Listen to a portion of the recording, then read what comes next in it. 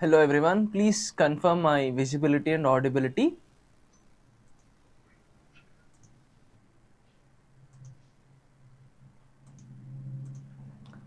Please confirm my visibility and audibility. Hi, hello. All good? So how was your CHSL exam? How many of you wrote CHSL, by the way?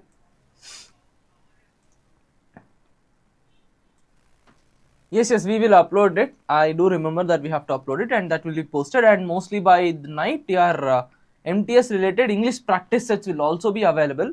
The work is complete, we have to upload them in the portal. So please tell me, how many of you wrote CHSL and how was your exam? Hi Harsha. Yes, census we will do it.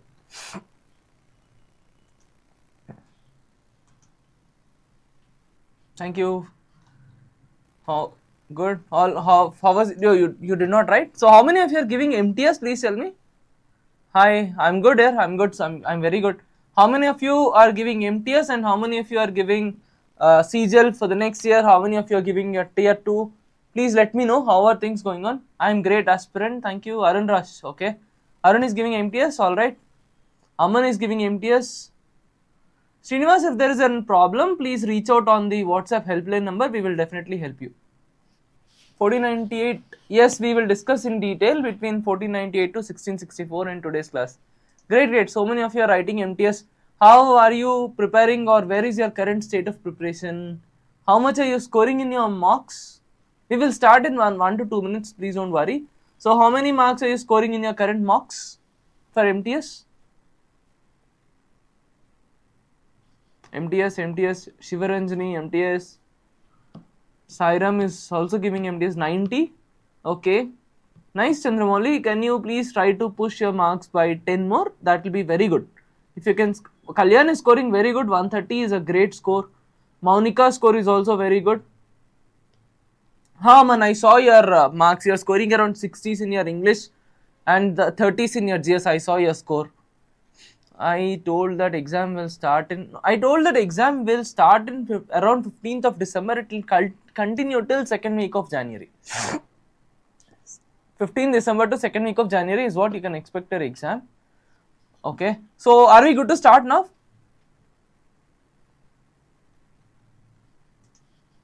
Sai Sticker, okay. MTS Mohit, your score is very good, Mohit bhai. I've seen a couple of your comments as well. Right. Okay. You had said that exam. No, exam will start somewhere on 15th of December. It will continue till second week of January. Alright. So now we are going to start about the whole story of Europeans, etc. But before that, I have some questions that I want you to tell me. Okay, I'll tell you the whole story, not a problem. But those students who are a part of our GS or BrahMos, please answer my questions. First question. When did Vasco da Gama reach India, or when did Vasco da Gama come to India? In which year did Vasco da Gama reach India for the first time? I'll ask you 5-6 questions. 1498, nice. Next, it's 1498, Vinay, not 1948. That's very good. Next, there is one treaty that we have discussed in the class. That is between Portugal and Spain.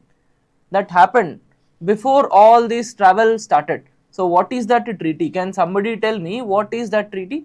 Treaty of Tordesillas. Wonderful. Arvind is good. Arvind is very good. By the way, do I have Nayak of BrahMos batch in the class? Do I have Nayak? If I have Nayak, this is one shout out that I want to give for him. So basically after the class, this is a revision note that is prepared by Nayak, and this is shared with you guys in the group. And the notes is very good. I have seen through the entire notes.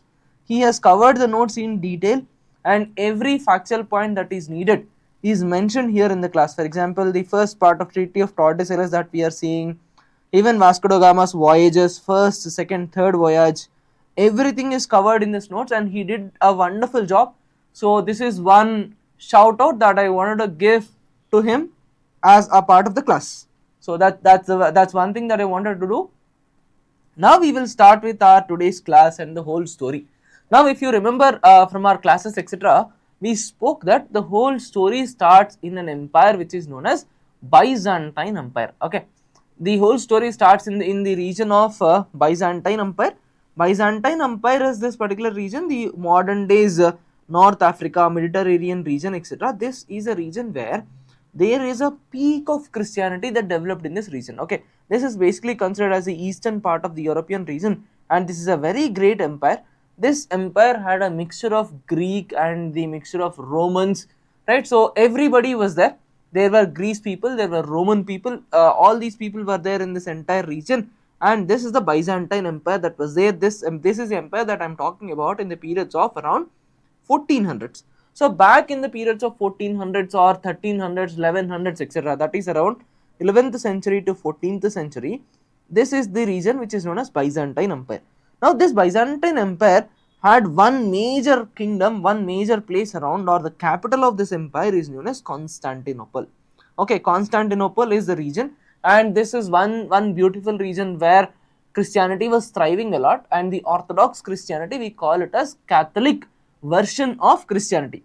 So this is the whole region that we are talking about, and around 11th to 14th centuries, 14th century period, the entire Europe was in the period of Dark Age. When I mean by Dark Age, I mean to say that the overall mindset of the people was in such a manner that church was more important than anything else. So that is called as Dark Age. So in that particular point of time, earning money itself is considered as a sin. So people were not earning any money. The society had a lot of feudalism. Now can anyone tell me what is the meaning of feudalism?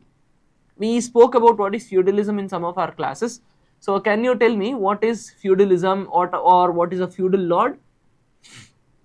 Anyone over here?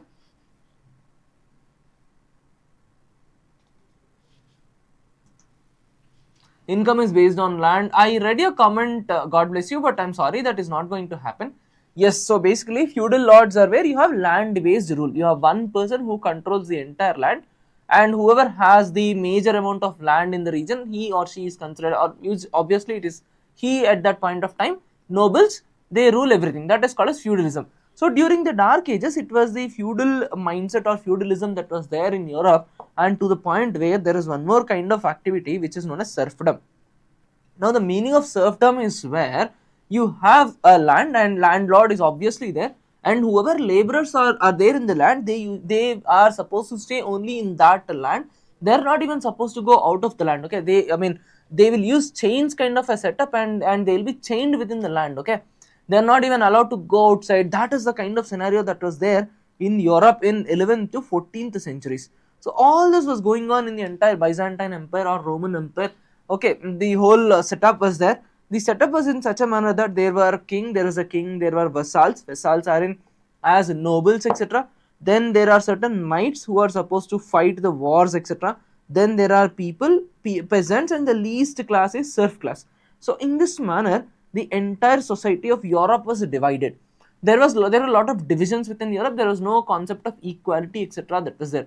So this is a scenario that we are talking about, and in this particular period of time, in the same region, in the same region, there is a new empire that came up, which is known as Ottoman Empire. So Ottoman Empire is basically the Turks region, or Turkish people. This is the Islamic community. So what happens is, in this entire Byzantine Empire, the overall spread of Christianity continues, and slowly and steadily Turkish Empire started occupying this entire region in the place of Christians, and this entire period became into a peak point when the Constantinople, that is the capital city of this entire region, was occupied by Turks. So this breakdown of Constantinople, or breakdown of Byzantine Empire in itself, marks one of the most important eras, or marks one of the most important historic events, because after this kind of a thing happens, after the fall of Constantinople, what happens is the entire city is burnt down, and all the Christians are thrown out of this entire region. Christians are thrown out of this entire region, and slowly and steadily from the eastern part of the European region, the same Christians started traveling towards the western part. So when I talk about the eastern part and western part, I am talking about this particular region. So as this Ottoman Turkish Empire started expanding in this entire region, those Christians that were there in this place were thrown out of there, and they started traveling towards their own Christian lands, that is towards the Portugal, Spain, etc. So in this manner, people started traveling, and all these things were happening in this entire region, and the Muslim or Islamic Islamic rule started to expand all along.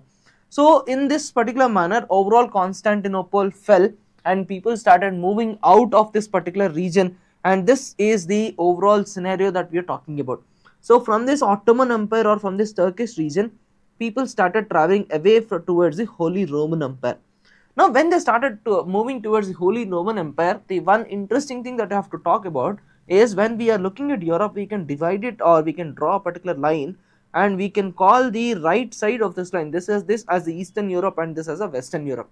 Now all the dark age that I told you, the serfdom, the class divisions, etc., all these things are more prominent in this region of Western Europe rather than the Eastern European region. Eastern European region is slightly more advanced. They were more rational people. They are not completely dependent on church. The influence of church was seen more in the Roman Empire and the western part of this particular region. So once people started traveling from here till here, once they came here, they were shocked to see everything. They were shocked to see the extent of theocracy, the influence of church on people. They were completely disappointed when they saw that people were not okay with science, and people were constantly talking about God, etc.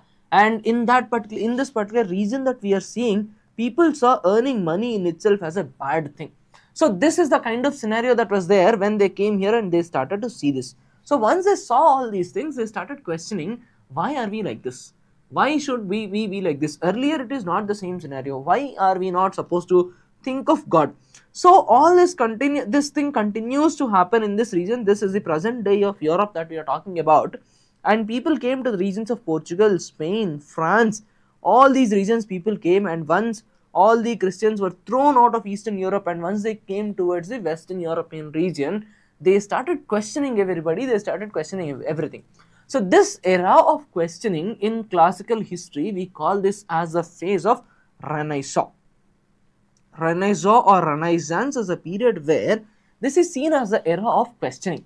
So people started questioning the orthodoxiness, people started questioning the influence of church, and people started asking why we should not make money, why we should not do trade, why is this prohibited, why is it only God all the time. So this kind of questioning began in this region, and those people who started questioning are seen as, or they are called as Protestants, and those people who were not questioning, who were okay with the orthodox kind of religion, they came to be called as Catholics. So in this manner, in this whole European region, the entire European region got divided into Catholics and Protestants.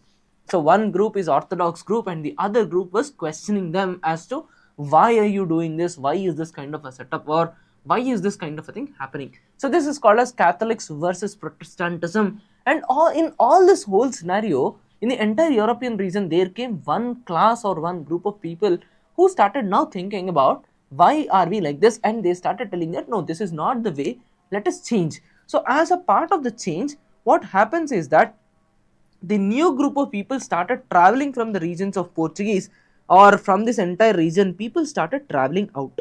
They started traveling out, and they started traveling to various other lands.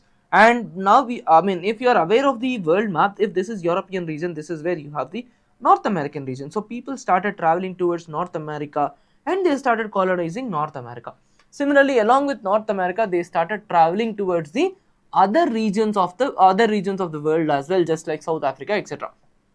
So in this manner, all in all, the expeditions start from European region towards various other regions. So is this clear till now? Is this clear till now, or do you have any doubts still here? We are at a point where there is an exodus of Christians from the Eastern Europe, and we have Catholics versus Protestants, and people, Protestants especially, started traveling towards the other regions such as India, etc. Now in this entire region of the protest, or in this entire conflict, there is one problem that happened. Okay, there is one major problem that Europeans had to face. The major problem is that, see, earlier when European people wanted to come towards India, this is the land that this is the route that they used.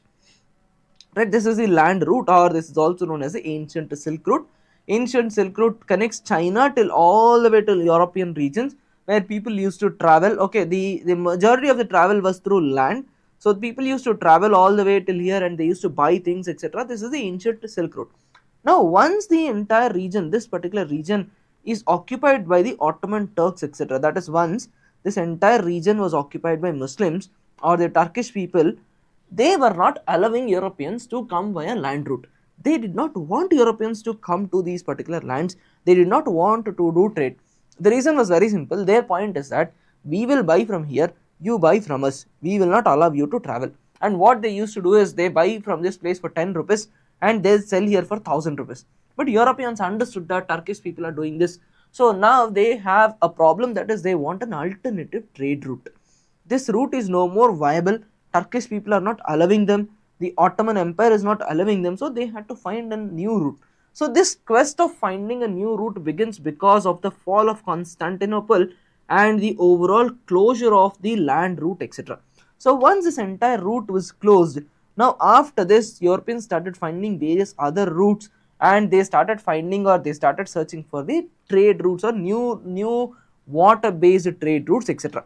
So all in all, this continues to happen, and there are certain most important places that are a part of this trade route. For example, they start all the way from Europe and they come till Africa, and once they come to Africa, there are certain points, that regions that we need to know. That is this region. This region of Africa is known as Cape of Good Hope. So all those Europeans would start from Portuguese, they would come all the way till Cape of Good Hope. So this is the way where they were doing, but they did not know that this particular route existed or they can travel like this.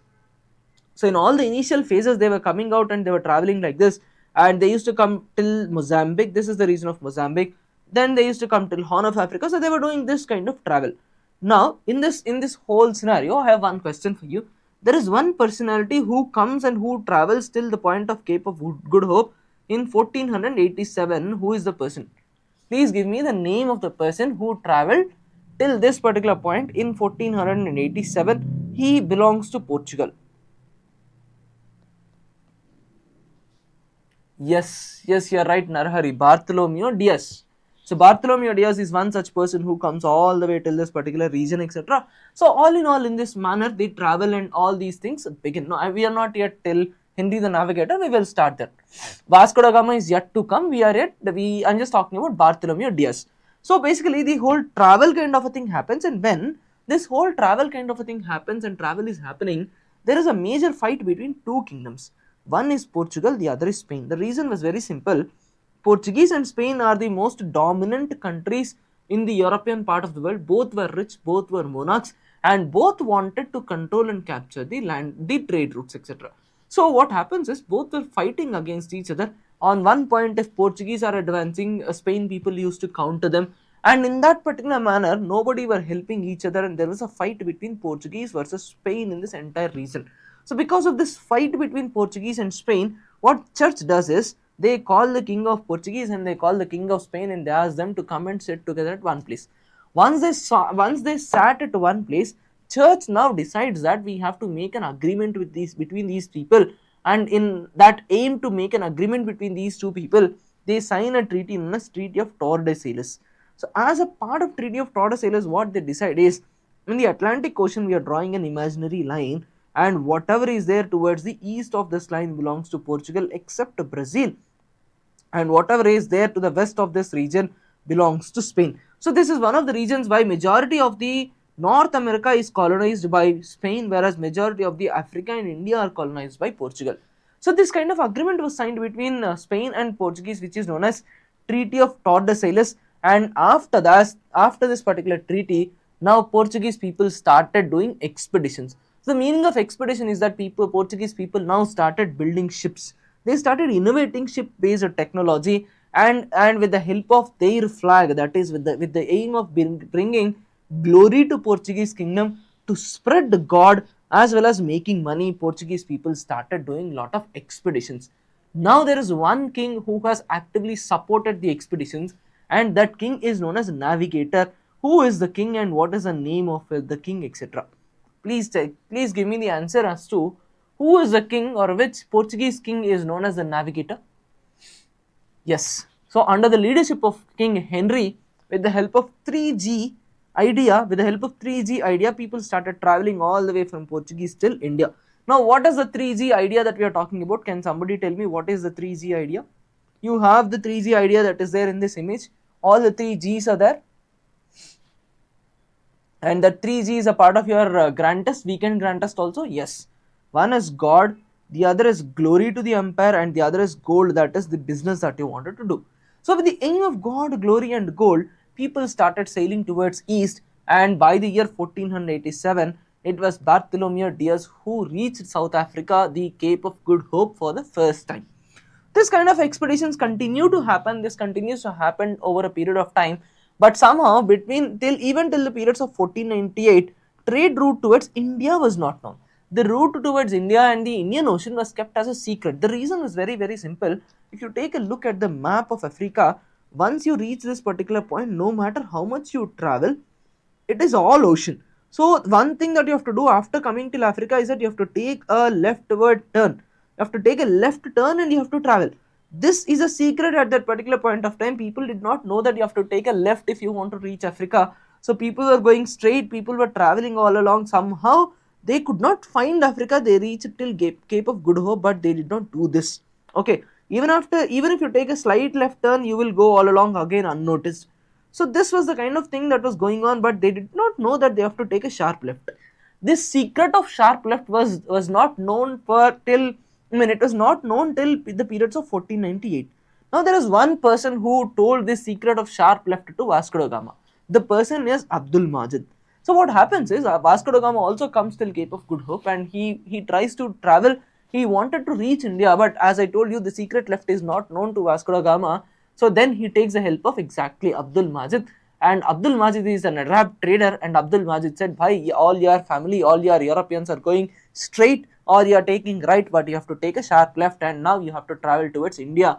So then after that sharp left turn secret is known, Vasco da Gama comes to India in 1498 on 21st of May. So now my question to you is, where in India did Vasco da Gama come for the first time? Where in India did Vasco da Gama reach for the first time? Yes, Kerala. Muziris Port. Yes. Who is a king? Which king was ruling the region of Calicut? Muziris Port, or which king is ruling the entire region? Zamorin. Nice here. Nice. So King Zamorin was there, and all in all, Vasco da Gama reaches till Europe. So this is the whole story till the periods of 1498, and this is the revision notes that we are giving you. This revision notes is posted in the chat section. This notes is also posted in Telegram channel. You can download the notes. This is the same revision note that we are giving in our BrahMos course as well as at GS 1.0. We have given you the same revision notes of these particular topics. We have extracted the notes and we have given you the topics. So this notes is posted to you in the Telegram channel. You can use the notes, and along with that there is one practice test that is also there, which is already posted in the description. Once your class is completed, please give the test as well. So now we are talking about the voyages, and we have reached till 1498, and as a part of the discussion we spoke about what is Western Europe, what is Eastern Europe, and we understood the differences between these two, and I told you that Constantinople fell, and all in all, after the fall of Constantinople in 1453, Turkish Empire expands, and after that there is an exodus. Between 11th to 14th century, Western Europe was all of a dark ages. There was feudalism, and the society was more or less theocratic kind of a society, and life was dominated by church. Now after the arrival of people from Eastern Europe towards the Western Europe, the phase of questioning began, and this questioning we also call it as Renaissance period. So this Renaissance period is all about questioning, why is this church behaving like this? And the same is also known as era of questioning, which is also known as era of humanism. Now in modern days European historiography, people started calling this as the medieval age. Okay, the dark ages, instead of using the word such as dark age, Europeans now started calling their periods as the early medieval age, late medieval age, etc. This is all in all the Renaissance period, and the period of Renaissance emphasized a lot on art, science, exploration, etc. Similarly, people such as Leonardo da Vinci, all these people started coming up with bold paintings. Okay, if you have seen Leonardo da Vinci's paintings, or even for that matter Mona Lisa paintings, etc., these are very bold paintings. Today you might feel that these paintings are very simple, but back then painting anything other than God itself is seen as a sin. So at that particular point of time, people were painting those kind of pictures. So you see the kind of mentality that was there, the kind of questioning that was there on that era. Now, this is a whole period when people started traveling with the name of 3Gs, and that kind of travel, we call it as mercantilism.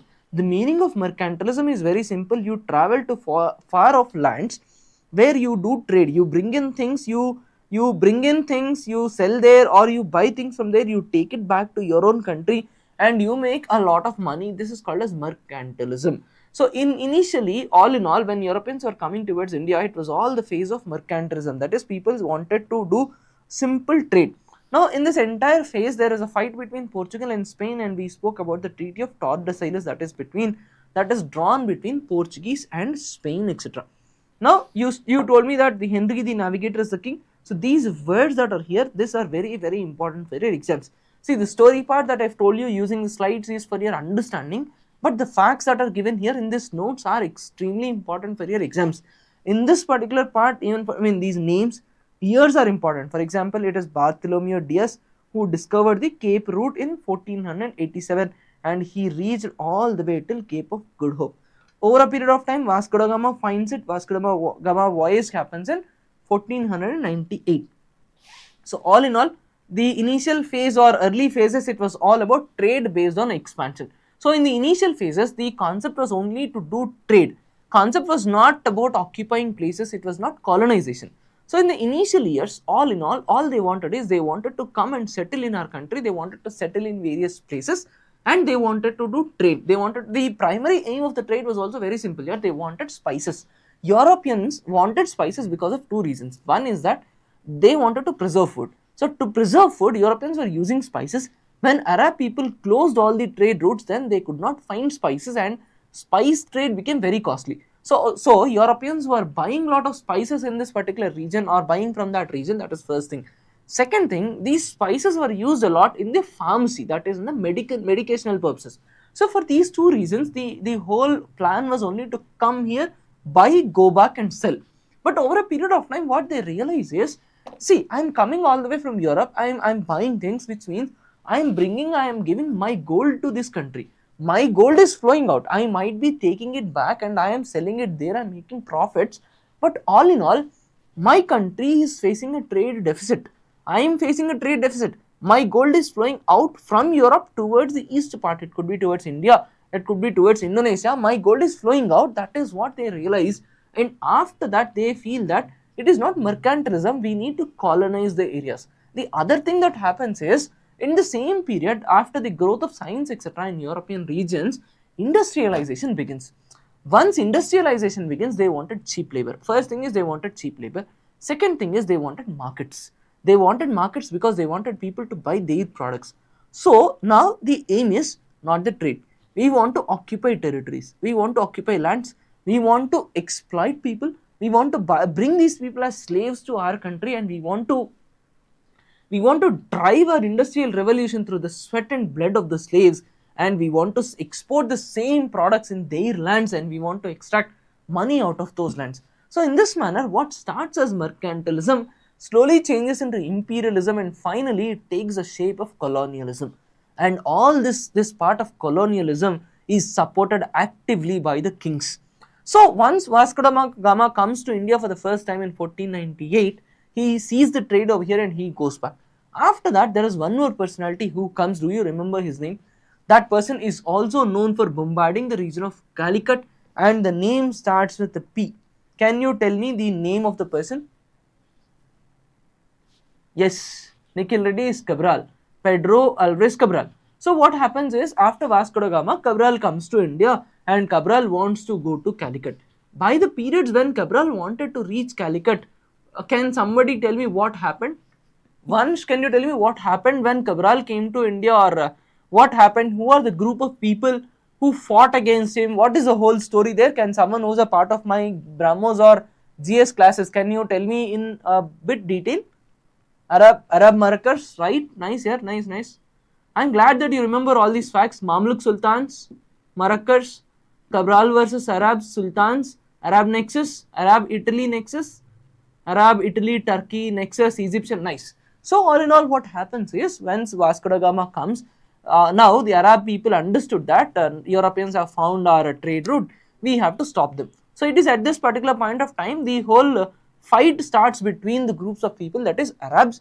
Arabs have their proxies who are known as Moroccans, then Egyptian sultans who are known as Mamluks. So all the Islamic sultans, all of them make a grand alliance kind of a thing, and they wanted to oppose Portuguese from coming there, and that is when Pedro Alvarez Cabral bombards the entire region of Calicut.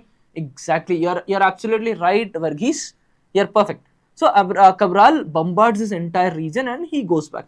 Then again, Vasco da Gama comes again to India. He makes lot of profits. Seeing all these things, Portuguese king wanted to enter into this whole trade, or he wanted to enter into this whole fray. That is where your second phase begins. Your second phase of voyages, etc., begins when people started appointing, or Portuguese kings started appointing viceroys, etc. We have completed till the first part, that is 1498 or 1501. Now we will talk about the second part. In the second part, all that happens is that we have viceroys that are being appointed. Now please tell me, there are three major viceroys that I told you are very important. Who are those viceroys? Please tell me which viceroys are very, very important. I gave you 3 names of the viceroys. Now I'll ask you a couple of factual questions before I go to the story, because end of the day, in your objective exam, you have to mark the facts. So let us revise facts first. Almeida, Albuquerque, Kanha. Great, great. Who is the first viceroy of Portuguese in India? Who is the first viceroy of Portuguese in India? Francois de Almeida. Francois de Almeida. Very good. Which viceroy shifted the capital of Portuguese to Goa? Which is the viceroy who is responsible for shifting of capital from Calicut to Goa? Yes, Nino de Kanha. Very good. Which viceroy is responsible for the introduction of Blue Waters policy? Which viceroy is responsible for the introduction of Blue Water policy?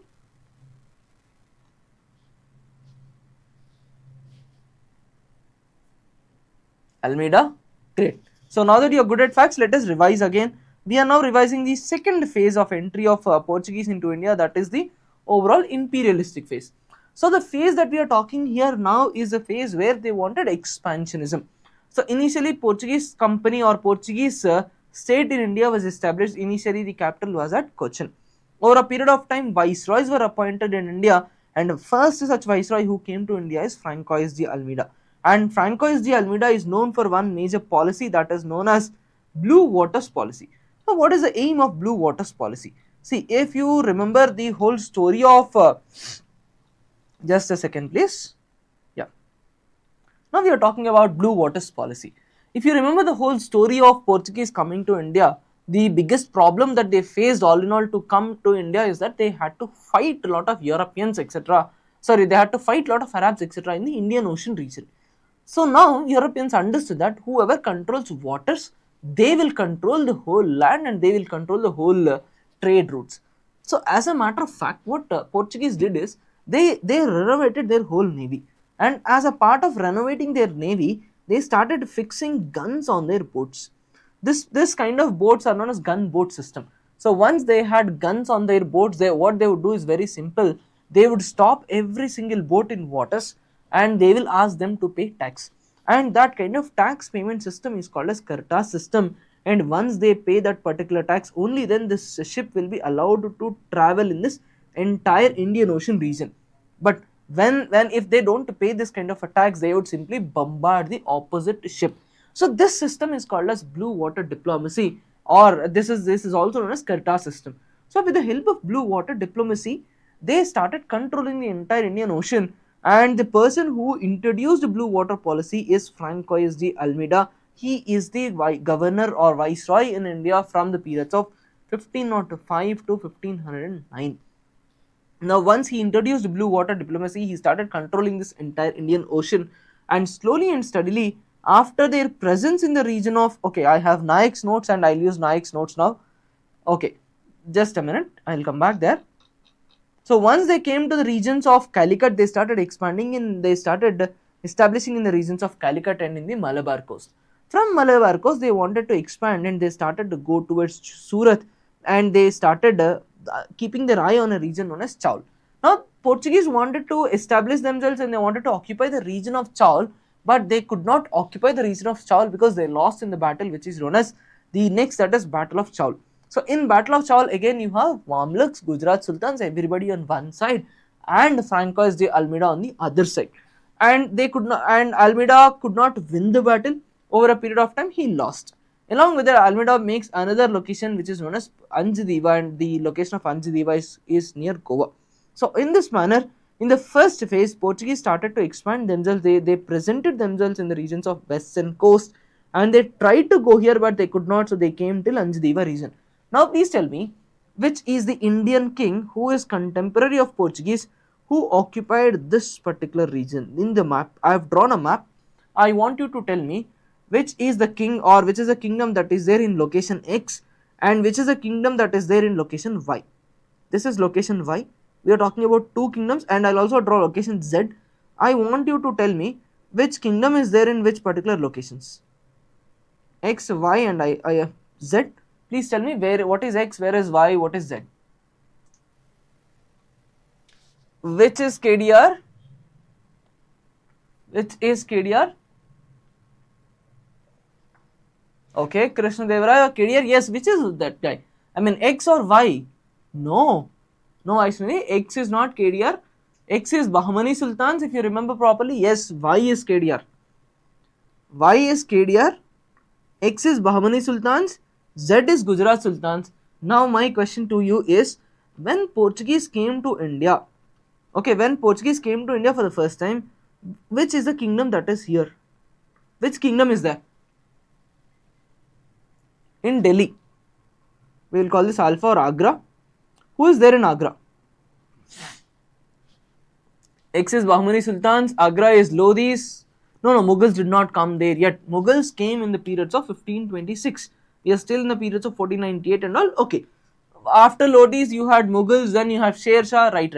No, not Jahangir yet. Here, Jahangir, the Jahapna is there by the time when British came to India. Don't get confused. These kind of questions are asked in the, yes, this is available after life. These kind of questions are asked in your exams, okay. They will ask you when Portuguese came to India, who is the Mughal king, or who is the Delhi Sultan who was there, okay. When Portuguese came to India for the first time, it was Lodhis. After that, when Mughals were there, then Britishers came to India. So the answer of Jahangir is the situation when Britishers came to India. So all in all, we are talking about the periods of Francois de Almeida. Francois de Almeida is also known as the first viceroy of Portuguese in India, yes. And the focus was completely on sea power because they wanted to establish naval supremacy, because they understood that it is naval region that is going to rule everything. And the kind of diplomacy that they did is known as gunboat diplomacy. And the system is Karta system, which is also known as permit or license system. As a part of this, you have to pay certain amount of tax, and if you are moving out without a tax, you will be attacked and you will be, a gun will be fixed to your boat and maybe you will be blasted, etc. And yes, credits again to Nayak. Maybe in future someday you might see a YouTube channel Nayak SSC. If you see this, then you please give me credits, Mr. Nayak. Next is Battle of Chaul that we are talking about, and Battle of Chaul, all Portuguese lost this particular battle. This is basically the only battle where Portuguese lost, okay. And along with that, Almeida's son was also killed in this battle, and with the kind of depression because he lost his son, Almeida started leaving out of this entire region. And the next guy who comes is known as Alfonso de Albuquerque. Once Albuquerque comes, he decides that I'll take revenge of Almeida, and I'll take the revenge of Almeida's son as well, and I will expand Portuguese empire in India. So that kind of expansionism is done by Alfonso de Albuquerque, and Alfonso de Albuquerque is also known as real founder of Portuguese empire in India. This itself is a very important question. Now, Alfonso de Albuquerque does lot of expansionist policies and he does lot of expansion. One major thing is that he annexed Goa from Adil Shah of Bijapur. The annexation of Goa in itself has become most important, or for that matter, most course changing kind of activity. That the annexation of Bijapur became a major course changing activity because, the annexation of Goa became a major course changing activity because in a way you can say that Portuguese history in India before capture of Goa and after capture of Goa. The reason was very simple. Goa is a natural harbor. So any damn ship could come till Goa. Once they captured Goa, what they did is they have improvised the blue water policy. The improvisation is that now whichever ship wanted to travel after the further east of the region, they have to come to Goa, they have to stop at Goa, they should pay tax, and only then they can go out. This kind of thing, Goa, they made Goa as entrepot or entry point.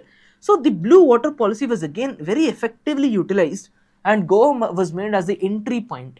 Once any ship is there in the Indian Ocean, it has to come to Goa, it has to pay tax, only then it could go to anywhere. In that manner, Portuguese strengthened themselves very strongly, and they had a lot of money, and with the help of money they continued to do all further expansionism. And Alfonso de Albuquerque is exact parallel of Krishnadev. He made alliances with Krishnadev. Portuguese were giving horses to Krishnadev, and in return Krishnadev was helping the Portuguese to annex the regions of the coastal regions from Bijapur Sultans, etc. So this kind of good alliance was there between Alfonso de Albuquerque and Krishnadev. And for that matter, see the vision of Portuguese or their focus on navy.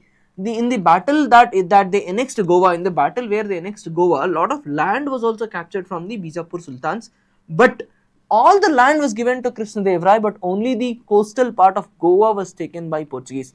So that's the kind of vision that they had, and Alfonso de Albuquerque continued, and he also went on other battle which is known as Battle of Diu. But in Battle of Diu, Portuguese did not win the complete battle, but they were able to dominate the entire waters, or they were able to dominate the water region. By the periods of around 1526, Goa was made of successful entrepot nickel. They started the policy, but it took around 10-15 years to implement it perfectly, and that is when Goa was also granted the status of Eastern Lisbon. That is, Goa was made as a Portuguese capital in the entire eastern part of the world. So that is about Alfonso de Albuquerque, and after Albuquerque there is around 14 years of dull phase or lull phase. Then comes the final most important personality that we have to study, that is Nino de Kanha. Nino de Kanha comes in 1529 and he stays till 1538. One very important thing that Kanha did is that he shifted the capital from Cochin to Goa. So by the time Goa was also granted the status of Eastern Lisbon and all. And one more very interesting thing is that earlier, if you remember, Alfonso de Albuquerque, he lost the Battle of Diu, but Kanha won the Battle of Diu. He completed the all in all annexation of Diu. Yes, he completed the annexation of Diu, and very interesting thing here is that he annexed Diu from a king who is known as Bahadur Shah of Gujarat. Now, if you remember, can someone tell me how Bahadur Shah died? This is a very interesting story. I spoke in the class. So please tell me, how did Bahadur Shah die? What is that incident? Here in a very sophisticated lines we wrote it as a diplomatic trap, but what is the actual story behind the death of Bahadur Shah? How was he murdered? Boat, exactly. Boat. Nice, yeah. So what happens is Portuguese and Bahadur Shah wanted to make an agreement. Then Bahadur Shah was called to come, and Bahadur Shah, once he received an invitation, he applies his perfume and he started going towards Portuguese, but he did not know that Portuguese were making lot of plans. So once he goes to Portuguese, he invites them, ki Janab, please come to the boat and let us sit in the boat. Once he sat in the boat, some Marco commando came and they destroyed the boat. Eventually boat sank. Yes, eventually boat sank. He got killed. And just to portray that this is not a fake accident, Portuguese officer kills a couple of Portuguese sailors also, all in all, and finally Bahadur Shah is done with. So that's the story of Bahadur Shah, and that's how Bahadur Shah died. I mean, I made a fun of the story, but this is asked in the exams, so please be very careful with this. This is the whole story of Bahadur Shah, etc. And the concept of the Battle of Chaul, Battle of Diu, the annexation of Goa. We have studied all these battles. So this is the whole story of the whole story of Portuguese in India. But over a period of time, Portuguese could not expand properly, or Portuguese could not make any major empire. Can anyone tell me what are the reasons behind why Portuguese did not establish any kind of empire in this region? Can someone tell me why Portuguese did not establish any kind of empire in the region? There are multiple reasons that I told you. You can give any reason that you remember. Yes, one is the death of Krishnadev, very good. Yes, religious policies of Inquisition. Lot of piracy that were there. They were very overconfident. They were very overconfident. They were doing piracy and they were thrown out by Mughals. Mughals were also expanding very drastically, so they got cornered out. Very good. Any other reasons? I'm waiting for a couple of other reasons as well. Competition from British. Yes, Battle of Swally, competition from British, lot of corruption. Very good, Raven. Lot of corruption. East Portuguese company was going in losses. People were getting lot of money. Marathas were also expanding, and it was monitored by their own king. Because of it, the company did not have much of a freedom in its hand.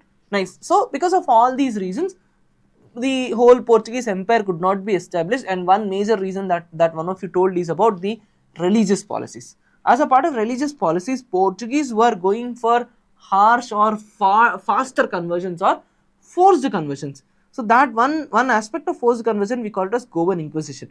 Once Goa was declared as Portuguese capital of East, one inquisition was ordered, which is known as Goan Inquisition. The meaning is very simple. If you are not Christian, you must, this video available in, this is in English, right? Why do you want English subtitles again? This is in English only, no? If the translation or Hindi audio is being heard out, then you are watching other video, yeah? The video is in English. Okay. So the meaning of Goan Inquisition is very simple. What happens is that if you are a non-Christian, if you speak Konkani, if you are practicing local customs, etc., then you will be caught and you will be either forced to convert or you will be killed. That is called as Goan Inquisition, and as a part of Goan Inquisition, this happened under the aegis of Francis Xavier or Francis Xavier.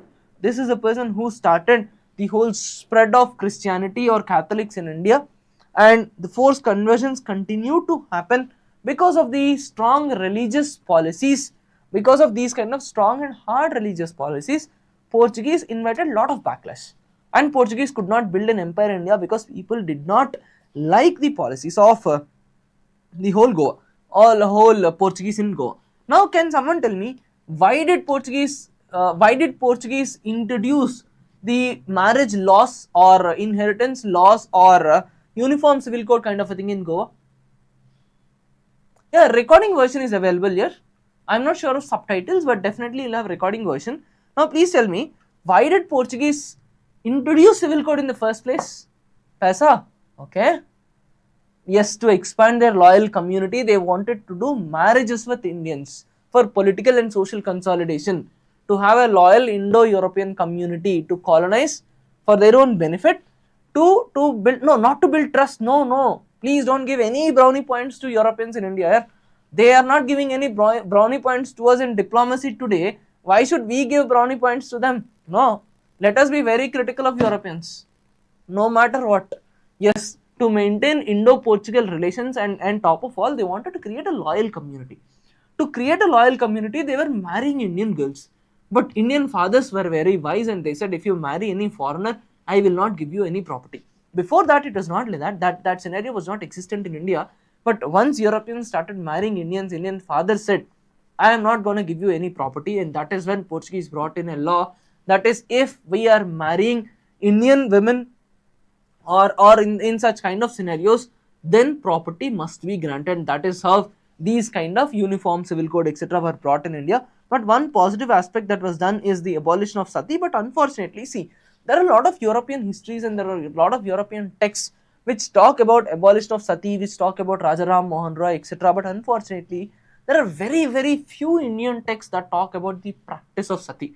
So all in all, the extent to which sati pratha was there in India is definitely questionable, and I'm pretty sure India is not such a bad barbaric nation before the Islamic invasions. To be very honest, this concept of sati came in the Rajputana families in the Rajasthan regions to protect themselves, to protect their modesty from Islamic invasions. These kind of things came up, but it is not absolutely right at all to vilify Indian culture by saying that sati was there in India. But one positive thing that you can always give is that they tried to abolish that kind of practice that was there. See, that is the point. The concept of removal of sati by Rajaram Mohan Roy is written in a lot of European historiography. But the problem is, there is no historical evidences, major historical evidences, which say that sati in itself is so widely prevalent in India. The prevalence of sati is very less. So that's the whole point that you have to talk. Next is they introduced a lot of food crops into India, especially tobacco, cashew, pineapple, potato, tomato, chilies. This is very important. These kind of questions are asked in the exams, questions might look silly, but yes, except the, I mean, you will find these kind of lines in Lucent, but beyond that, you will not find anything productive in books such as Lucent USA Raja.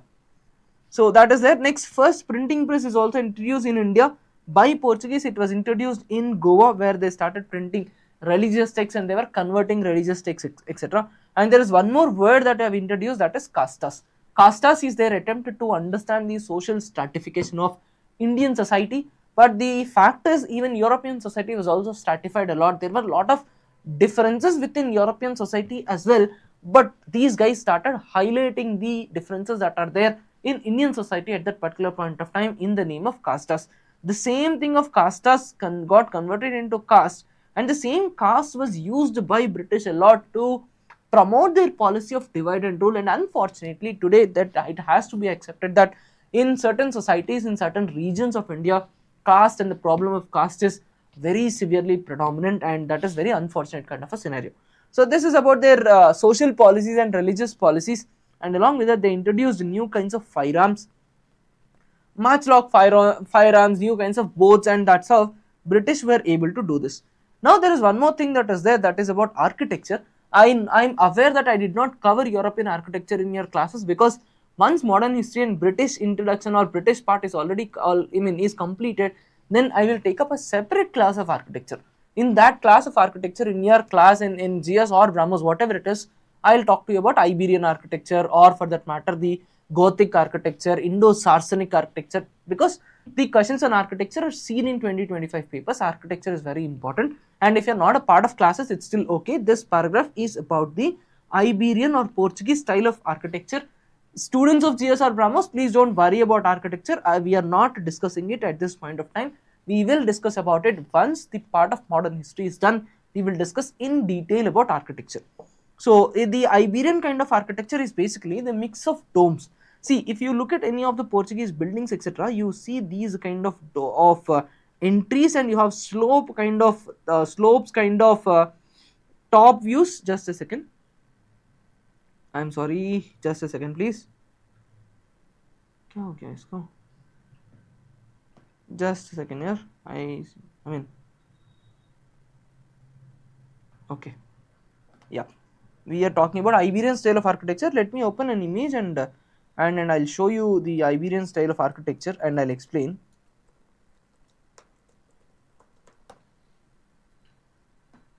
Yes. See, if you see these kind of Iberian or pre-Roman architecture, if you see these kind of images, you have dome shaped kind of a thing. Domes are the impact of Mughals or the Islamic people, not Mughals for that matter, the Islamic or Turkish Empire, etc. The domes are the impact of those people.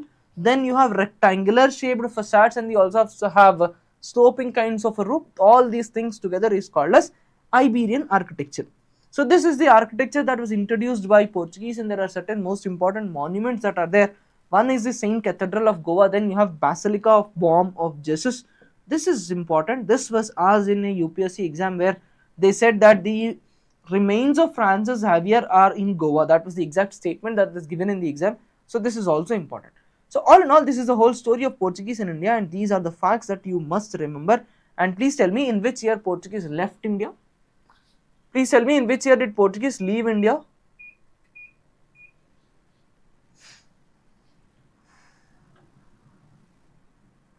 (1961). What is the operation?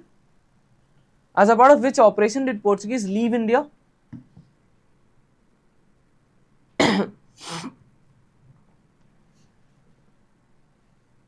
Operation Vijay. Very good. Operation Vijay. Yes. Where did Portuguese establish their first trading post in India?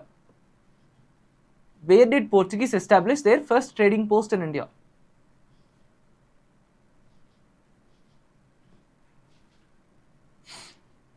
Very good. Calicut. Very good. Next. They are first to arrive in India, and they are the last to leave India. Yes, this is available after the class. This will be available on YouTube after the class. Yes. Now, from which kingdom or from which Sultanate did Portuguese annex Goa? Which Sultanate did Portuguese annex Goa from? And in which year?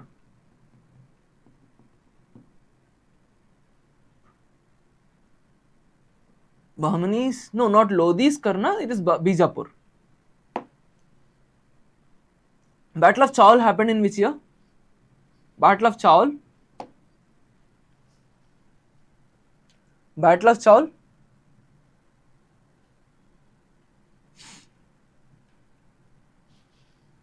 Yes. Battle of Diu.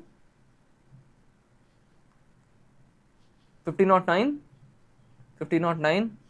Which Portuguese governor is known as the father of or the founder of Portuguese Empire in India?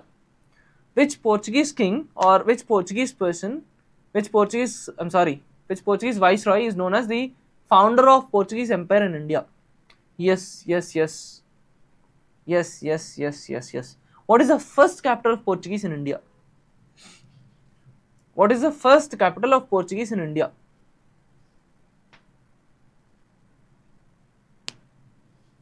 Yes. Now this might be slightly trickier question. Tell me the settlements of Portuguese in the east coast of India. Tell me the settlement of Portuguese in the eastern coast of India. The locations start with N if you remember from the class. What is the location where Portuguese settled in the eastern coast of India at a later period of time? Machilipatnam and Nagapattinam. Yes.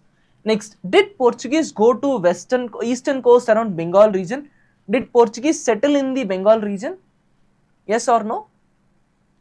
Did Portuguese settle in Bengal region? Yes. Where did Portuguese settle in Bengal region and why were they thrown out of Bengal region? Which person threw them out of Bengal? 3 questions. First is, where did they settle? In Bengal, where were they?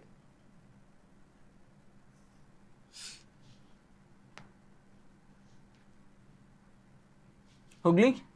Yes, they were thrown out by? Yes, Ramesh, you are right. Shah Jahan and his son Shuja threw them out. Yes, and any reason why? Why did he do that? By Shah Jahan's son Shuja. Yes, Shashank, you are right. Because Shah Jahan's expansion and they were doing, yes, exactly, Vansh is perfect. They were doing a lot of piracy activities in this region. So this completes the Portuguese and I am pretty confident that you will not forget a single thing out of Portuguese, and next time there are questions on Portuguese you will be able to handle these particular topics or these particular questions properly. Now we will go back to the story that we are talking about and we will take a look at the entry of British into India. Now can someone tell me why did British come to India in the first place? Or before that, when did British come to India? Let me ask a couple of factual questions again before I start narrating the story. When did British come to India in the first place?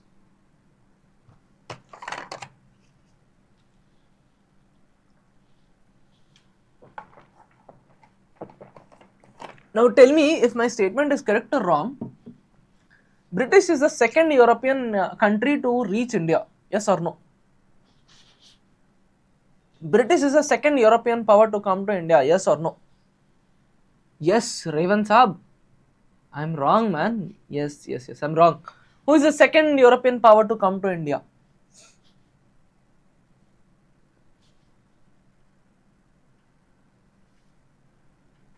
Dutch is the second in the year. Dutch came, no, not French. Whoever is saying French is also wrong. It is Dutch who came to India. Yes, Dutch.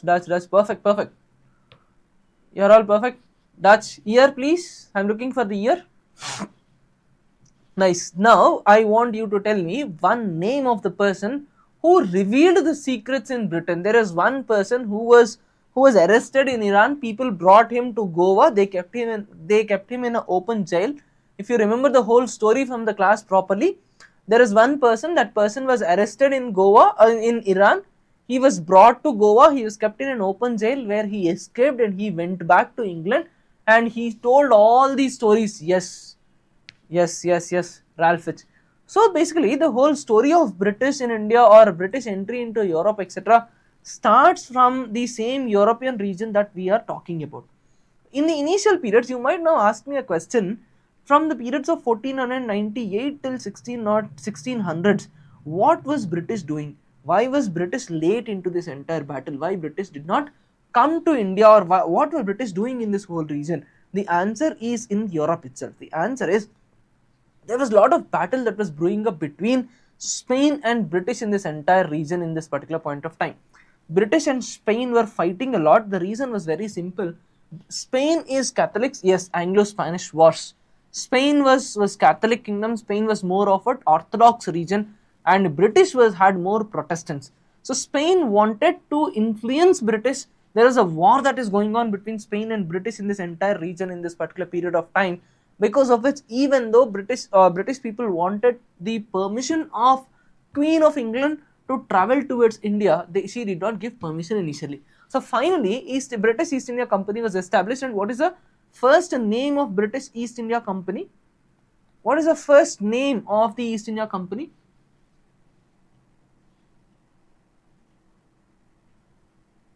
Portuguese first.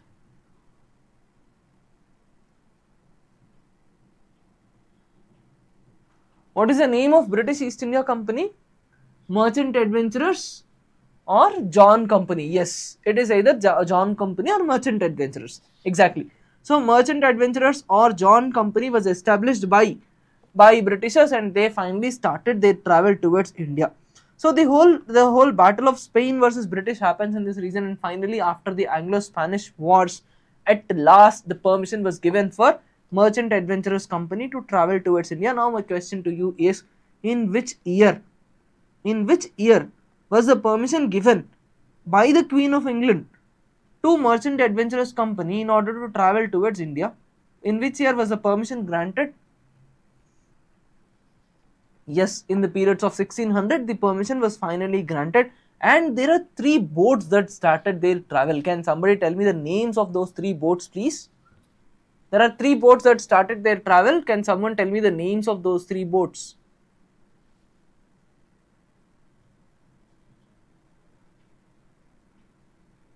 Yes. So finally the British East India Company was formed, and 3 boats started their travel towards India. The boats are Red Dragon, Hector and Consent. Now my question to you again is, which boat reached India finally?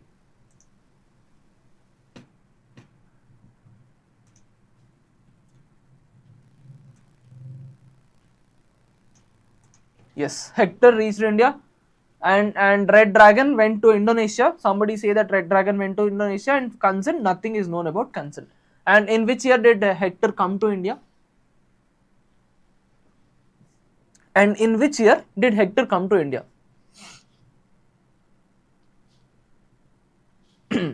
Where did Hector come to India in the first place? Where did Hector come to India in the first place? 1608, right. Perfect. Surat. Nice, yeah, nice. Now there are 2 famous personalities within the boat of Hector. There are 2 famous personalities. One is Captain William Keeling, and there is one more personality, and he tries to go all the way till Agra. He wanted to secure permission of Jahangir. Yes, Jahangir the Jahapana. That person name is Hawkins. Yes, nice, yeah. Even before I asked you the name, you gave me the name of the person, Hawkins. So Hawkins finally comes to the court of Jahangir, and Hawkins wanted to take the permission of Jahangir, but Jahangir did not agree. Hawkins started to talk to Jahangir in Turkish language, despite which he did not agree, and Hawkins was given one title by Jahangir. What is the title? What is the title that was given by Hawkins to Hawkins? Yes, the title is English Khan. So all in all, the story is finally the Merchant Adventurers Company was established in Britain, and they come all the way till Surat. Once they reach Surat, they understood that it was the Jahangir or the Mughal emperor who is the most important personality. So they wanted to travel all the way till Agra. There they hire local people who are known as Butts, and they make their voyage, and they finally go to the court of Jahangir. But in the court of Jahangir, Portuguese were already present. So because of that reason, Portuguese were then influencing the king of Mughals, that is Portuguese were influencing Jahangir, and they were not allowing Jahangir to give any kind of permission. So all in all, William Hawkins could not secure any permission. Hawkins went on to the point of even converting Jahangir into Christianity. Somehow it was not successful. That's a different kind of a story, right? He was not successful, and finally he comes out of the Nitin Chopra Sahab, namaskar. So finally he comes out of the whole story, and he returns. After that, what happens? What is a major battle that decides the whole fate of British in India? What is a major battle that decided the whole fate of British? Nitin Saab, namaste, namaste again. So I have this Nitin who, I mean, he is a very loyal person to Siddhi. I see his comments on every single video, and I know I spoke to him personally. He's from Haryana. How are you, Nitin? I hope you're doing good. And he is giving MTS. So in every video he asks me, he questions us about MTS. I have a doubt why they got permission 1600. Then what? Here it's not like I mean, today you got a permission and tomorrow you come all the way till India. No, it's not like that. They did not even know the trade routes. So they would now travel towards North America. They'll come till South Africa. Then some boats will try something again. Finally, it took them 8 years to find the trade route. Yes, we are talking about Battle of Swally. As a part of the whole story of Battle of Swally happens because Portuguese were sitting in Jahangir's court and not Plassey, it was Swally, the others are right. In 1612, there is one battle that happens. Yes, Portuguese kept it as a secret. The battle that happens is Battle of Swally. The reason of battle is very simple. Portuguese were sitting in Jahangir's court and they were influencing Jahangir's policies. They were advising Jahangir against giving any kind of permissions. So Jahangir was not giving any kind of permissions to do the trade kind of a thing, etc. So now British understands that it is the Portuguese we have to fight out, and that's how Battle of Swally happens. And as a part of Battle of Swally, Britishers win the battle. Britishers won the naval battle, and that is exactly when Jahangir agreed for trade permissions. Now my question to you is, which person finally secured the permission of Jahangir? What is the name of the person? What is the name of the person?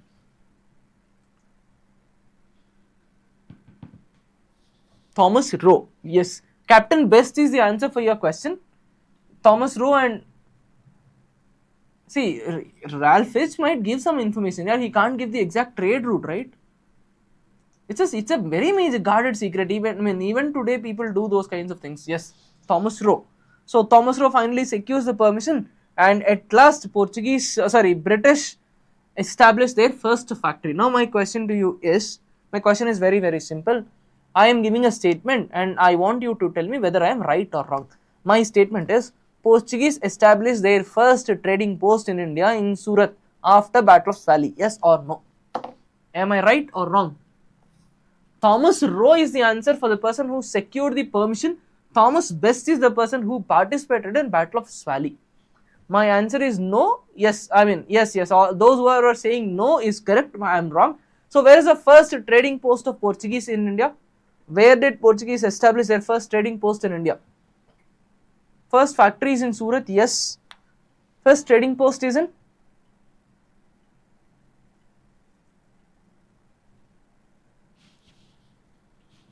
Machilipatnam or Machilipatnam. Right. You're all perfect. So you had all the story is done and we have established the first base. Next. So after establishing the base and all, what happens is that Portuguese wanted to slowly fortify the regions of Surat, but that was not happening and that could not be done. As a matter of fact, even Mughals were also expanding, right? Mughals were expanding constantly and Mughals were not allowing any of the Europeans to expand in the entire region. And that is exactly when British decided that they wanted to come to southern part of the country. Now my questions again, what is the first place where Portuguese colonized in the south part of the country? They made a major colonization in which location? Where did that? Yes, Madras. Yes. And who is responsible for building a fort at Madras? Who is responsible for building fort at Madras?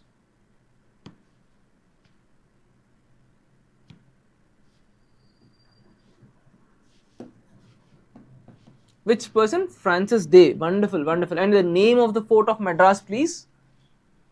The name of the fort at Madras, please. They take, yes, from Chandragiri rulers, they take a land. Very good, Rajesh. Francis Day establishes the fort of Madras and the name of the fort is St. George. Yes. So all in all, what British understood is that we cannot survive in the entire vicinity of Mughals. So they decided to shift towards the South India and they established their first fort in Madras in the name of St. George, and they took it as a lease from Chandragiri kings, and that was established by Francis Day. After that, they started slowly expanding their network in the overall South Indian part of the continent and in the overall South Indian coast, and along with that they also wanted to establish themselves in the Bengal region. So in the same time what happens is Portuguese were already there in the Bengal region, but as you told me earlier, Portuguese were doing lot of piracy activities. So by the time Shah Jahan became the king, Shah Jahan wanted to capture the entire Bengal region, so he threw Portuguese out of the region. Now there is a gap. Seeing this gap, these guys, that is Britishers, wanted to establish themselves in the Bengal region. Now you tell me, what are the locations where Portuguese established themselves in Bengal? What are the locations where Portuguese established themselves in Bengal? Primary locations?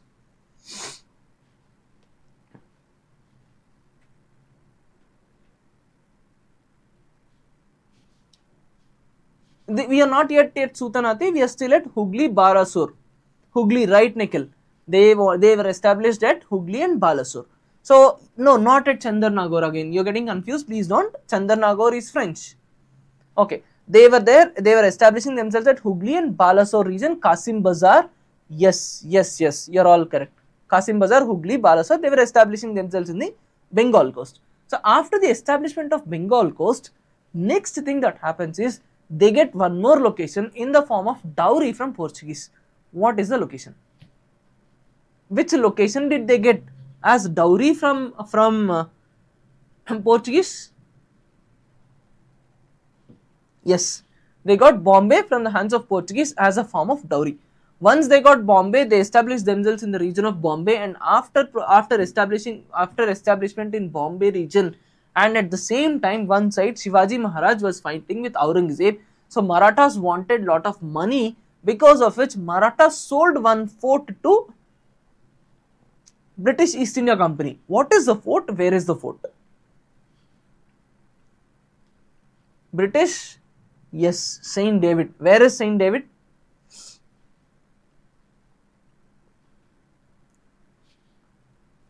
Cuddalore? Yes. No, Saint Louis is wrong, Lalit. Saint Louis belongs to French. It's in Pondicherry. Cuddalore, yes. So that's the whole story of the expansion of Portuguese into India. Portuguese entered into India in the periods of 1608, and in the overall initial periods had lot of fight between them. First fight is known as Battle of Swally, which we spoke about till now, and after that they started establishing. This table is extremely important for your exams, even in your revision notes. This table is very important. The table where your first trading post and first factory, these are very important, and this was established. And there is one more line that they can give you as a trap for the exams. They can tell you Machilipatnam was established with the permission of Jahangir. They might give you this kind of a line, but the answer is Jahangir's permission was not available when Machilipatnam post was established. Next is Surat. This was after receiving permission from Jahangir. After that, Surat, they tried to fortify Surat, but it was not possible. Jahangir imposed penalties on them, and Shivaji Maharaj was also pushing them in Surat. In fact, Shivaji Maharaj raids them on Surat. So seeing all these kind of things, they established themselves to the southern part of country. And in southern part of country, Vijayanagara Empire had already declined, and there were Golconda Sultans in this region. And Golconda Sultans were not so strong. So they secured one specific thing, and I told you in the class that this word is very important. You will see. Oh, I'm sorry, yeah. And in the class when I was talking to you about it, I told you that from Golconda Sultans, they secured a special paper or special thing. I gave you a word for this, that British took something from Golconda Sultans and they started it. The cost of this is just 500 gold coins. What is the word? Thank you so much, Nikhil. I'm sorry for that. Please tell me, what is that they secured? What is that British has secured? Yes. No, not just Farman. Please use the word golden Farman, because Farman is different. We will talk about Farman in Monday's class when I am talking to you about later Mughals. But in this class, we are talking about golden Farman. Golden Farman, the reason is very simple. They secured it for 500 gold coins. Britishers secured the golden Farman from Golconda Sultans, after which they started their trading in the overall south part of the country, and slowly and steadily they established themselves in Madras, and Britishers built the fort of St. George in the region of Madras. So they fortified this region, and this was taken from a local king of Chandragiri, and the person that is responsible is Francis Day. These are extremely important, and the first fort in India was built by British, which is known as St. George. Now tell me one more statement. Which is the first fort that was set up by British in India? Which is the first fort that was set up by British in India?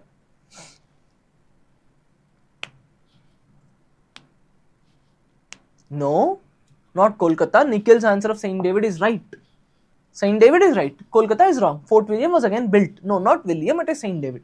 So St. George was built, St. David was set up. And which fort amongst these three, that is David, George, William, which fort had the biggest cannon? Which fort had the biggest cannon?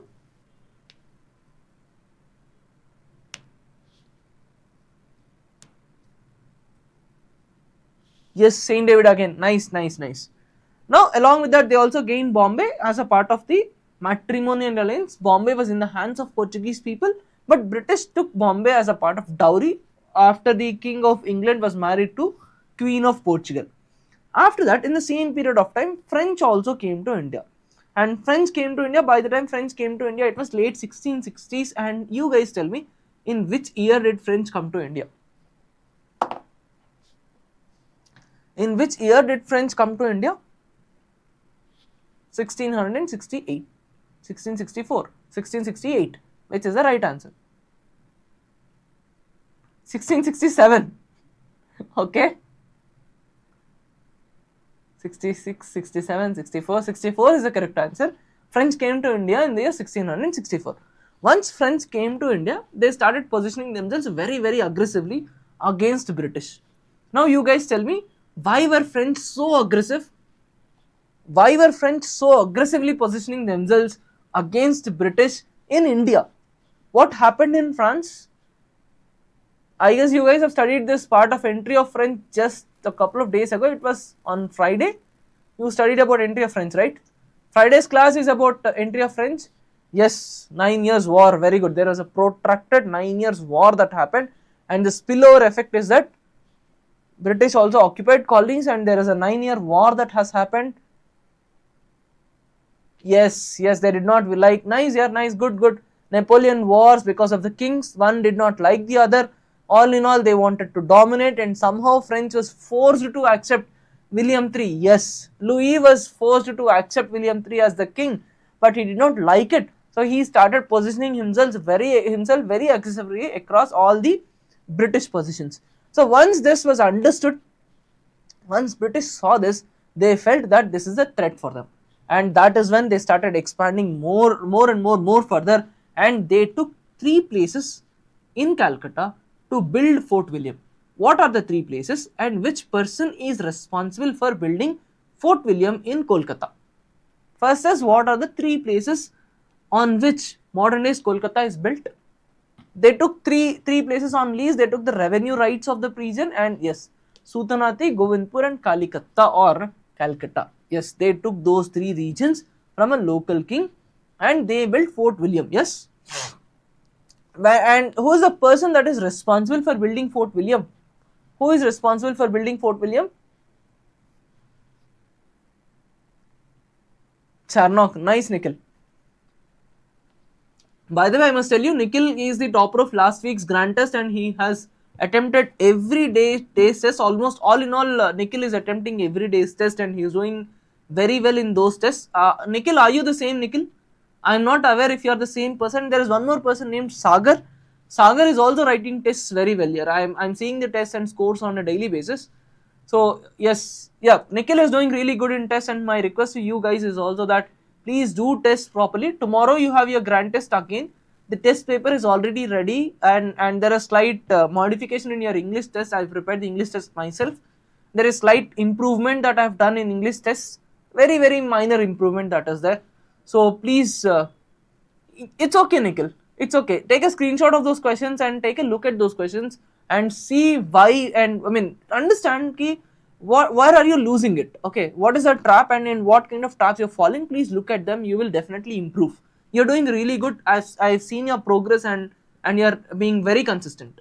So the others, my request is that please be consistent in the exams, especially. Your tests are very important. Tomorrow's grand test, please take it very seriously and give the grand test of tomorrow. Now we are done with the fortification of Bengal. It was Job Charnock who did it, and he took up the regions of Sultanate, Govindpur and Calcutta or Kalikata, and eventually Fort William also came into entire picture. So this is the whole story of British. and these are the facts that I have already asked you and we have revised and reminded. So this is a whole story of British in India and the story of Europeans in India from the periods of 1498 to 1664.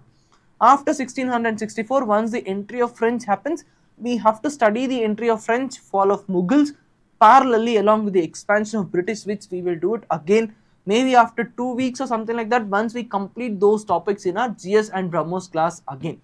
Do you have any other doubts in this topic per se, or if anybody wants to talk about anything or anything else? I am live for the next 10-15 minutes again to talk to you. So the floor is open for all sorts of questions. You might be BrahMos students, GS Live students, or YouTube subscribers, or you may be a new user. Anybody with any kind of question, you're free to ask and I'll address your questions. And once that is done, I'll leave the session in the next 10 minutes. It's 8:23. We will close the session at 8:30. My topic that I wanted to revise is completed. If you have any questions, I'm here to answer.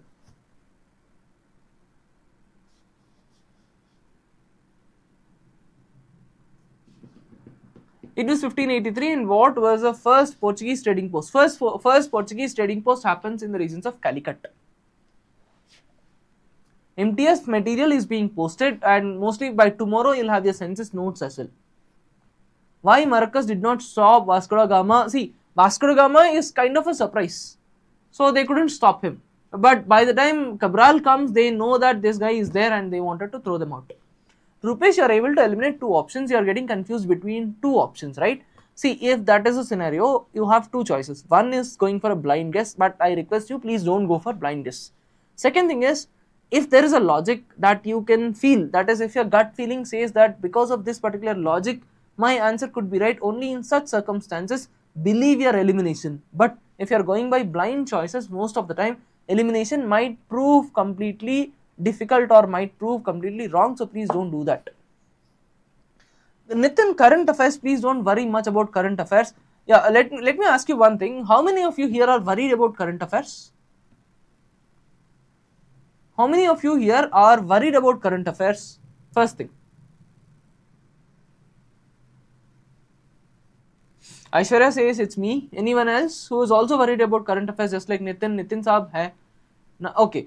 Now, those who are worried about current affairs, my question to you is, what is your source at this particular point of time? How are you preparing current affairs? That's my first question to you.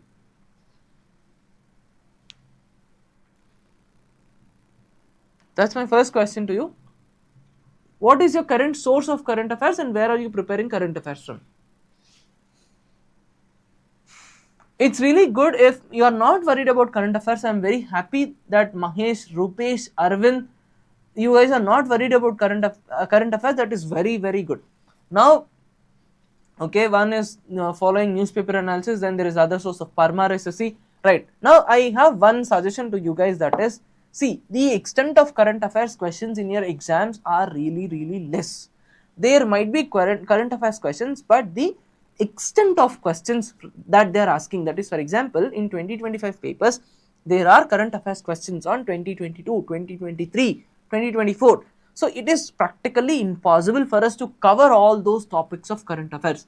So, the way of preparing current affairs has to be slightly modified, that is, you have to link current affairs to your syllabus copies. For example, you guys might tell me that CMS-03 launched by ISRO is a current affair topic, but I'll tell you that's a part of space technology topic. So, you have to decode your syllabus and you have to prepare whatever latest developments that happened in those topics of the syllabus in the last 2 to 3 years, and that is how you have to prepare current affairs rather than running behind any of the YouTube classes or any of the daily magazines. Let me tell you, daily newspaper analysis and daily current affairs videos are pure useless waste of time. Please don't run behind them. Understand the syllabus copy, notify the areas where they are asking questions, and for example, let's say you have the questions from international relations. Then you mark those topics and you prepare what happened on that particular topic in the last 2 to 3 years. That is how you have to prepare your current affairs. Okay, for MTS Lucent is okay, you say Raja, please you don't have to use those kind of words. I'm totally okay with it. I'll answer everybody's question. And MTS Lucent is more or less fine. Arvind Kawa says, sir, from CHSL exam, most GS questions are from static GK like sports, dances, festivals and cultures.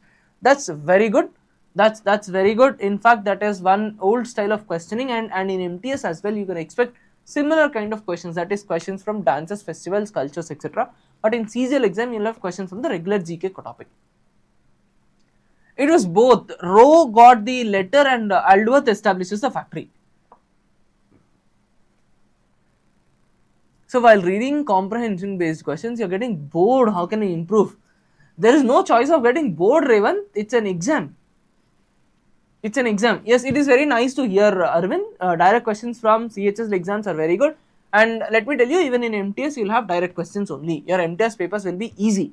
So if you are preparing for MTS, go ahead with the TCS papers. Use TCS papers for revision. That is more than enough. While reading, yeah, Arvind, please don't get bored. Yeah, you're giving an exam. How can you get bored? You should not get bored. You're supposed to be on your toes. You lose couple of questions, then your exam itself is gone, that day's attempt is gone. So you have to take it as an exam, and maybe the way in which you are reading comprehension might be wrong. So you have to constantly check reading comprehension, you have to search your reading comprehension for the answer to the question.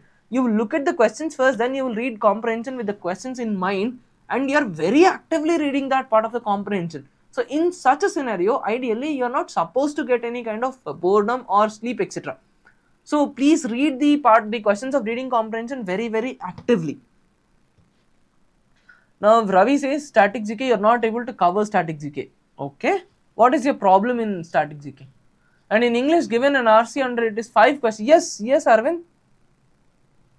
Oh, nice, yeah, that's really nice, Arvind, again. Pill point says CGL 2026 math strategy, please. See, the strategy is very simple here. If you are preparing for CGL of 2026, then in the first 6 months or something like that, please complete and cover all the chapters. You have to prepare those chapters very thoroughly first.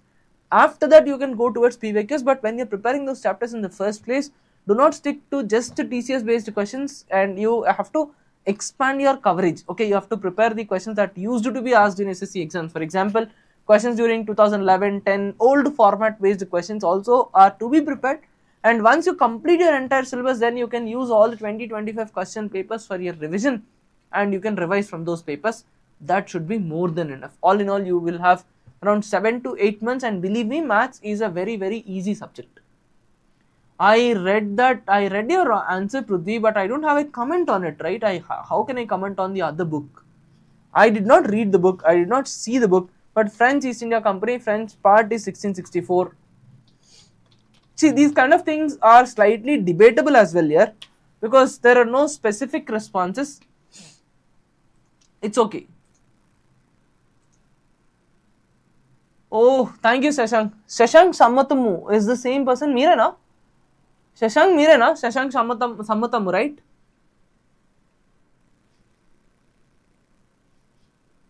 We will do that once the entire topic is completed. Bhuvan Bhuvi, if you are talking, okay. So Shashank, I'm so happy to listen to that. I'm seeing you since many days. I am very happy about it. Bhuvi, are you talking about the SSC, as in SSC and various other state PSCs related PYQ document that I've uploaded in your course material today?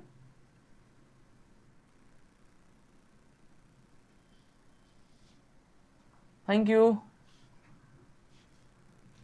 Just a second, let me read your question, Raja, but before that, Bhuvi, are you talking about the same PDF? Okay, that is included as a part of your from Monday.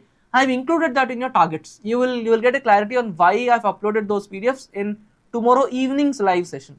Tomorrow evening, you have your live weekly mentorship tomorrow at 8:30 PM. So there I will tell you what to do with those PDFs and when are you using those PDFs. We will cover OWS, don't worry Arvind, we will cover them. I have to read USA Raja's message. So listen to your classes, please send me 1 minute. In this, how many? I can't tell that with a guarantee, USA Raja. It is very difficult to tell it with such precision. You're bad at spelling mistakes. The only way is to write spellings. You have to write spellings, Kishore. The questions and topics, the notes that is being posted in Crash Course, we are unlocking it completely. That is definitely useful for CPO as well, Lucifer. That is absolutely useful for CPO. Meanwhile, I missed one more message, Rupesh. Homonyms, active voice, passive voice, direct indirect questions are there. In 12th second shift, a question on banks appeared, and from your homonyms compilation, yes, thank you so much, yeah. Thank you so much, Rupesh. Again, those homonyms and those compilations are based on the 2025 papers, etc. Shashank, current affairs, please don't worry at this particular point of time. We will do one thing, maybe 10-15 days down the line, we will do a separate session on how we are covering current affairs, what to do for current affairs. Meanwhile, please read the newspaper clips that I'm posting on a regular basis, okay? I'm selecting the important newspaper clips and I'm posting in your Telegram groups. Please read them. We will do a separate session on how we will do current affairs and what is the coverage, etc. Okay, Arvind, no issues. You can text me or else you can ask me here. I will address I will address your question. There is no problem in it. I will answer your question.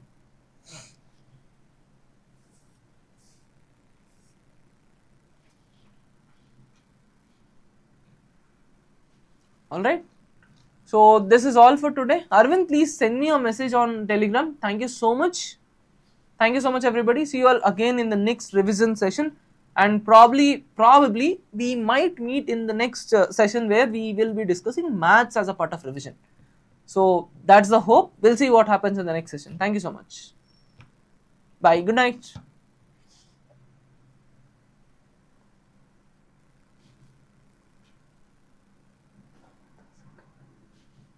Thank you. And Naik's notes is shared with everybody in Brahmos group. You can use it.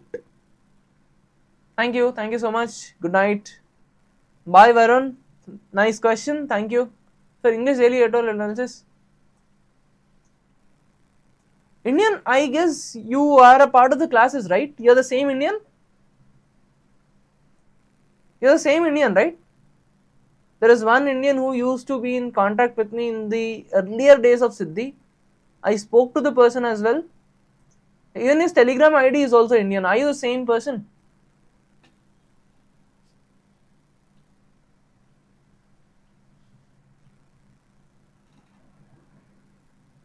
Yes, text me on Telegram. It's been really long we spoke. Please text me on Telegram. I'll address your question. Right. Fine, yeah. See you all again. Thank you.